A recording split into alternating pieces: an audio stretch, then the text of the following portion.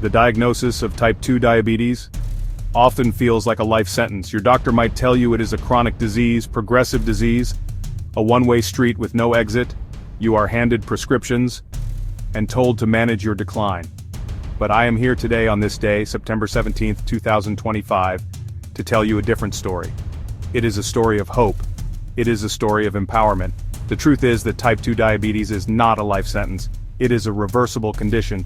You have the power to change its course. And you can start the moment you finish reading these words. This is not about blame. It is about understanding the root cause and taking back control.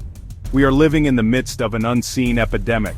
All around us, people are suffering from the devastating effects of high blood sugar. It silently damages our kidneys, our eyes, our nerves, and our hearts. We have been taught to fear fat and to count calories. Yet the problem has only grown worse.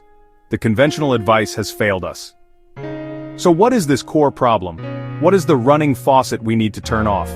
The answer is a condition called insulin resistance. To understand it, let's use a simple analogy. Imagine your body's cells are like tiny houses. Each house needs energy, sugar or glucose, to function. Insulin is the key that unlocks the door to these houses. The key allows sugar from your bloodstream to get inside and be used for fuel. This is a normal, healthy process. When you eat, your blood sugar rises, your body releases the insulin key. The doors open and the sugar goes where it needs to go. Now imagine eating foods that spike your blood sugar all day long. Your body responds by releasing more and more insulin. It's like constantly knocking on the doors. Over time, the cells get tired of the constant knocking. They become resistant to the key. This is insulin resistance. The key no longer works properly. Sugar can't get into the cells easily and gets stuck in your bloodstream. That leads to high blood sugar. This is the hallmark of prediabetes and type 2 diabetes. Your body's response is logical but ultimately harmful. When sugar isn't getting into cells, the body thinks the answer is more keys. This creates a vicious cycle. High insulin makes cells more resistant. You become locked in a cycle of high blood sugar and high insulin. This is the true disease. Medications often prescribed don't solve the root problem. Some force more insulin production. That's like making more keys for jammed locks. Others help excrete sugar, just mopping the floor. To truly reverse the disease, you must address insulin resistance itself. Make cells sensitive again. Reversing insulin resistance does not require a complete life overhaul. It begins with simple, powerful changes. The first hack is to change what you eat. Focus on whole, unprocessed foods.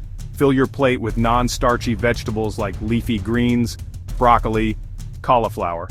These foods are packed with fiber and nutrients and have minimal impact on blood sugar. Add healthy fats from sources like avocados, nuts, olive oil, and ensure adequate protein from meat, fish, or eggs.